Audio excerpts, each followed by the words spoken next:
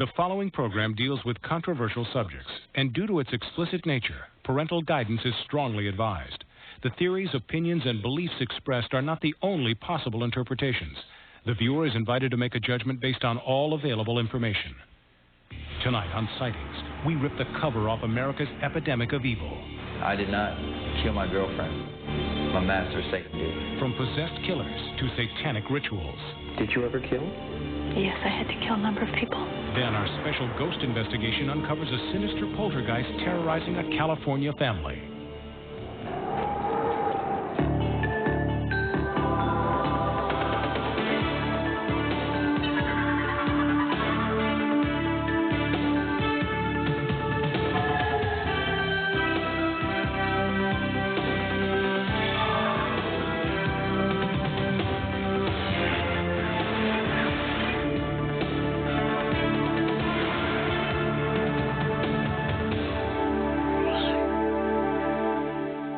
Welcome to Sightings. I'm Tim White.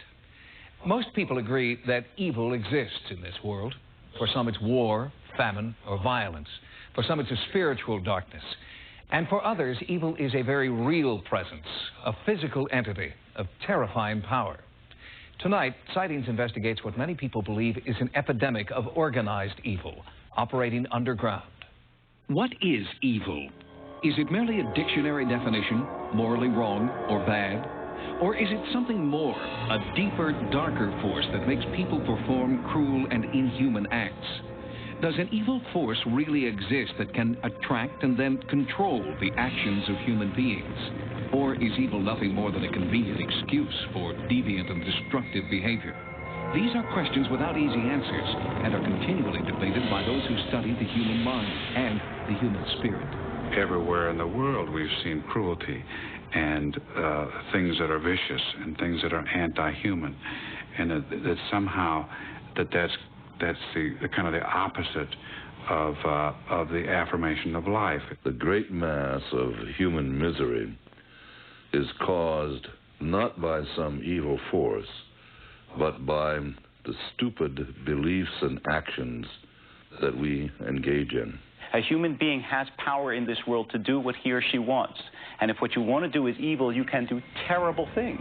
We have to decide to be good or evil. No one else makes that decision. We're exposed to evil every day. Robbery, kidnapping, even murder have become tragically commonplace on the evening news.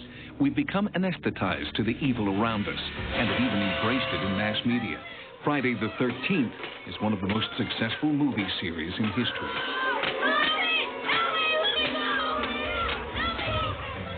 The evil Freddy Krueger has even become a folk hero. But then there is evil that will never be trivialized in media. Hitler, architect of Nazism and the mastermind of the Holocaust. Stalin, butcher of 40 million. Cult leader Jim Jones, who led 900 into mass suicide. Jeffrey Dahmer and Charles Manson. What drives people like these to the depths of evil? Many believe that they are vehicles for the devil. Today, Satan is free to go and do within limits whatever he pleases. I did not kill my girlfriend. My master Satan did. Satan, Lucifer, Beelzebub. Whatever this force is called, it's been the inspiration for madmen whose victims pay the ultimate price. At Harris County Jail in Houston, Texas, Sightings investigated the claims of one murderer who maintains that the devil made him do it, the supreme evil spirit he calls Satan. I didn't choose to kill my girlfriend. It was done by the influence of the demon. I believe that Satan wanted her to die. April 20th, 1991, while Angela Singer, a known prostitute, was out working, David Trevillo, nicknamed Damien, was in this motel room conjuring up what he believed to be the devil. I started uttering an incantation to loose a fuge Raphael. I felt him enter me. I went into the spirit world and brought it back out with me. I started speaking in tongues I didn't understand. When my girlfriend came back, she got cold chills as soon as she walked in the door. David Trevillo stabbed Angela Singer 39 times and insists that demonic supernatural forces were at work. But is that a defense anyone is willing to accept? Clinical psychologist Ralph Underwager believes there is nothing paranormal about Trevillo's heinous acts. No, I would never deny that Satan exists. What I would deny most vehemently is that he has any power whatsoever to control or to direct or to possess human beings. Don't blame me. The devil made me do it. And that is pure, plain, unadulterated balderdash. Yet law enforcement agencies nationwide, from the largest metropolitan areas to the smallest precincts, report that they are encountering what may be an epidemic of evil. For many of them, the concept of Satan is very real. It's like you or I would believe in God. They believe in Satan. And some officers don't believe it. It's just ghost stories to them. I myself, I've personally seen cases. It's not only a local problem for a small department such as mine, it's a national problem. David Trovillo may not be the boy next door, but is he the servant of a greater evil he calls Satan? Whatever the cause for his actions, he is now a convicted murderer, sentenced to 40 years to life. It's not the fault of illness, it's not the fault of Satan, it's the fault of the human heart. As horrible as Trovillo's crimes may be, there are people who believe there is another, even more sinister kind of evil. Groups of people who gather for the purpose of performing brutal, sadistic rituals in the name of the devil. Despite the testimonies of victims, many people still don't believe devil worship takes place. Instead of listening to the victims, they want proof of satanic sightings. What's your situation? My father was high priest of a cult. My arms were tied above my head, and I was hung from a pole and swung out over a pit, and in the pit were bones and snakes. I was punished with a knife. What do you mean punished with a knife? I had to cut my own hand as a punishment. I have a scar on it.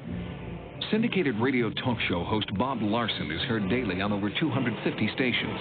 He reaches out to survivors who believe that they've been the victims of violent satanic rituals, rituals that are so brutal and bizarre they border on unbelievability. Let me tell you, I have been there and worked with, for hours and hours, with hundreds of victims who have been through this. They're not all liars. They're not all making it up. They're not all crazy. They're not all psychotic. Something's going on here. Husband and wife counseling team Dr. Walter and Linda Young are the leading pioneers in treating victims of ritual abuse. Linda and I work in this field together, and obviously we have to deal with what it's like day in and day out to work with people who've been traumatized to this extent.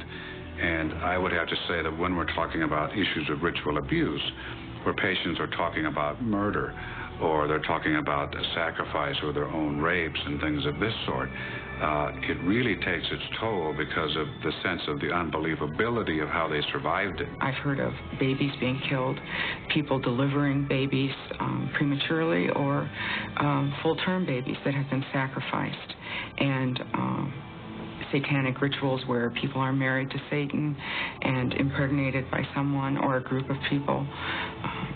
Again, no one wants to hear that. It's too horrific for the population. Barbara Jackson is a scientist with a PhD in biochemistry and a former instructor at Harvard Medical School. She claims to be a survivor of satanic ritual abuse. For Barbara, memories of childhood torture didn't surface until she was an adult. Her stories of abuse follow a pattern exactly like those of other survivors Barbara has never met. Coming forward has taken immense personal courage. On a night when there was going to be a ritual, what would happen? People would start arriving, and they would have robes, and I would just be brought into the basement, and the basement is divided into two halves. One half is open. That's often where the table that the child or the animal would be put on to be hurt. I remember one time being put on this table that they were using, and they would hurt me with a metal crucifix. What is evil for you? Evil feels to me like a force. Barbara, many people who might be very sympathetic with you would simply not believe you. How could anything this horrendous occur? We already know that things this horrendous have occurred routinely throughout the world. Claims of being raped by crucifixes or being crucified oneself are hogwash. The best bet for any reasonable person is to see this as a perfervid fantasy of a twisted imagination. As you might imagine, many of the people I interviewed were extremely reluctant to come forward. And those victims remain afraid of retaliation by their abusers and ridicule by a skeptical public. But despite their fears, they have spoken out in the hope that they may help others avoid the same fate. Coming up, the victims of satanic rituals reveal their horrifying tales when our special investigation continues. Did you ever kill? Yes, I had to kill a number of people. As we hear these horrifying stories of ritualistic abuse, it's impossible not to wonder how such inhuman behavior could go undetected. The stories that survivors tell are so horrible they seem almost unbelievable. And in fact, there are experts who question whether the evil of satanic cults is fact or fantasy. In truth, real physical evidence is lacking. But how or why would anyone invent such disturbing stories? The current furor over satanic cults is foolish for a very simple reason. There is no corroborating evidence of any sort that has ever been found. Connie Valentine is a survivor who holds a master's degree in rehabilitative counseling. She works with other survivors who remember the same types of ritual abuse Connie believes she herself has endured. Why are you telling this story? It needs to be stopped. Somebody needs to say it. I figure the worst they can do is kill me. They've certainly tortured me an awful lot, and dying doesn't frighten me anymore. Did you ever kill? Yes, I had to kill a number of people when I was young. How did you do that? I had to put knives in their stomach. Many times they would put their hand around my hand, and they would put the knife in and let me know that this was my fault. Was someone or something always killed? Almost always. What is evil to you? I always used to think that Satan was a figment of somebody's imagination. The more survivors I talk to, the more people are reporting they witnessed that entity in their memory. An evil entity, an evil force. Survivors believe they've experienced that force firsthand.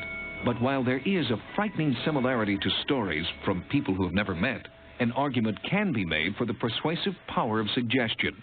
Is satanic ritual abuse real, or is it false memory produced by therapists? To have recovered repressed memories, to have flashbacks to events that they never knew about before and had no memories of before, that I say yes, indubitably is a false memory, and that those events never occurred. I think we're training more and more therapists to know how to treat these people. And I think more and more people really are willing to take that challenge to go back in time and feel the pain. Do you feel your life was ruined by this? No, I feel my life path was permanently altered, but it's possible to live through it, transcend it, live with the after effects, and interact very richly with life, to reconnect with people, with spirituality, with all the things that have meaning, because they can't take that away. Joining me now is Gretchen Passantino, who has been researching the occult and satanic ritual abuse for more than 20 years. An author and lecturer, Ms. Passantino heads an educational organization whose purpose is to debunk the notion that Satanism is an organized force. Gretchen, welcome to Sightings. Thank you very much, Tim. As you know, I had an opportunity to speak with people who believe themselves to be survivors of ritual abuse. Their stories were compelling. They certainly believed what they had been through, but you're not convinced. Why? Well, Tim, I'm very glad that you brought out that these adult survivors believe what they're saying, but I believe that a much more reasonable explanation that fits the evidence better is that they have been given the wrong tools for knowing the truth and knowing the past through directive, contaminated therapy that tells them that images in their minds are actually memories of things that have actually happened to them. So you think it's all power of suggestion then on behalf of the therapists who are trying to help them? I think it's more complex than simply power of suggestion. They come up with things that they are told are repressed memories, and yet they actually are not. What would be convincing evidence? Well, I think you would have to take it on a case-by-case basis. I'm not saying that there are not evil people who sometimes do very evil atrocities to other people, but what I'm saying is unsubstantiated, directive, contaminated therapeutic testimony is not the best way to find reality. What if they're right, Gretchen, and you're wrong? If the sensationalism of the satanic ritual abuse scare is true, then logic doesn't matter, evidence doesn't matter, investigation doesn't matter. The psychotherapists have become the priests, the new religion. I'm not willing to accept that. I don't think it's reasonable. Gretchen, thank you very much. Thank you. And we will be back with more sightings in just a moment. Coming up next, our special ghost investigation uncovers a sinister poltergeist terrorizing a California family. I'm not sure I would want to stay here. In the episode of Sightings, we introduced you to the Mock family, who had contacted us about a ghost haunting their home in Garden Grove, California. We asked professional ghost hunter Lloyd Auerbach to conduct an investigation for us. And tonight, we follow Lloyd into the Mock home to watch the process step by step. In this quiet, comfortable suburb of Los Angeles, Anita Mock, her daughter, and her cousin have all reported encounters with two distinct entities in their home. One, a ghostly apparition dressed in white with beady, glowing eyes. The other, a mischievous poltergeist in the back bedroom. My little girl's hysterical, and I can't do anything. I feel so weak, so helpless, and I don't know what to do. After my initial visit, Lloyd Auerbach brought his team into the Mock home. While he took magnetic field readings, therapist Karen Husing tested the family. We literally have things happening that don't always mesh together. Normally, when you see an apparition in a case, you don't normally also have physical object movements. So this is kind of a mixed bag case that we'll have to take a little closer look at through the process of interviewing and checking out the house itself. Where was it when you heard the sound? Was it flipped over like that? Flipped like this. Okay, so it really wasn't easy to get at anyway. No. I'm getting an anomaly, and we are correlating these anomalies to the spots that people are sensing or seeing apparitional or haunting phenomena, hearing things. What could the family be experiencing? We found that the house did have a history of domestic violence and untimely death prior to the time the Mocks moved in. Before turning their case over to Sightings, Anita had asked a priest to bless the home, but the entity remained. He blessed the house. He went around here really quick, and when he was done, all he told me was that I need to go back to church. In addition to Auerbach's team, we asked psychic Sylvia Brown to record her impressions in the house. Sylvia had strong, unsettling feelings. Yeah, see, this room also has, Anita, some activity. When I first came into the house, I felt this tremendous amount of violence, physical violence, glass cracking, noise. And there's a murder, a killing, blood, somebody's face slashed. We have a case here of layer upon layer of poltergeist, haunting. I'm not sure I would want to stay here. But there are people living here, and they don't want to be forced out. In addition to the poltergeist activity, they're still plagued by encounters with the apparition in white. It was wearing white, and it was peeking around the door, and it had like its hands on the door. She grabbed my daughter because she was afraid to look up at her. Right. She was afraid, because it looked solid. She was afraid it was going to come out and get her. And this is the very spot where Heather said she saw the ghost. So normally, what this house is reading is 1 milligauss, normally. But this is going up as high as 2.5 milligauss and 3, and that's double or almost triple what you're experiencing the rest of the house. Lloyd's magnetometer measures the level of electromagnetic energy in milligauss. Do the unusually high magnetometer readings he's getting here explain why apparitions, poltergeists, slamming doors, and spinning clocks have all been reported in the house? Or does an answer lie in the minds of the family? In a state of deep relaxation, Heather Waieda recalls the apparition under hypnosis. This entity that you have seen in the house would like to invite him to join you so that we can communicate. I think he's here. Is there something that he wishes to communicate? That he's not trying to hurt me or my family. Does he know how he died? He said he doesn't like to talk about it. Is there anything else that he did that he could tell us about? He said he's sorry for hurting Amanda when he tried to pick her up. We just had a hypnosis session. I thought to come in here and check the reading which we were getting. And most of the house reads between 1 and 1.5 milligauss, which is what we're now reading here in this spot. I mean, before the hypnosis session, I was reading between 2 and 2.5. It may be a coincidence, but actually it's very interesting to me that we have resolved the situation. The ghost is supposedly going away, and there's no longer a high reading. Since our first report on the Garden Grove haunting, another viewer called the Sightings hotline with an important new lead. He told us that in 1987, his mother, Winnie Rawls, died traumatically in this house. When I walked in here by myself before we began this filming, and I was able to talk out loud to her, I felt a distinct presence. I don't feel that anymore. It's different now. Something is different. I think that she might be free. I think that she needed to be told by me, and my great fear coming to do this at all was that my mother somehow was trapped and couldn't get away and was unhappy.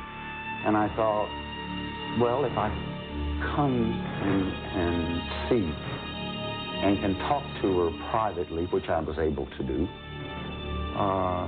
maybe she would let go. Bill Rawls believed that the spirit of his mother was looking for a way out of this house. But the Motts believe they're being pursued by a male entity. Could these be the two distinct entities felt in the house? Definitely there is a female spirit in, what should I say, residence here. Yes. Now, there might be a man that might be sighted, but it's definitely a female personality. I feel great for calling you guys because I didn't know who to call. I was really scared. I had no idea what was going on, and it just feels like home again. If you've experienced what you believe to be a ghost, or if you've had any type of paranormal encounter, our Sightings investigative team wants to know about it. To report your sighting, call 1-900-740-SIGHT. Each call 75 cents a minute. Average call lasts 2 minutes, and you must be 18 years or older. On the next Sightings, many thought the English crop circles were a hoax, but startling new evidence may prove there's more here than meets the eye. This intelligence is almost certainly not human. On the next Sightings. Join us next time for new investigations into the unexplained. For Sightings, I'm Tim White. Tomorrow on a special homicide edition of Cops, follow an actual investigation from beginning to end and be there when detectives close in on the suspected killer. Then, witness the drama of real hostage rescues on an all-new Code 3. Now, stay tuned for Likely Suspects next.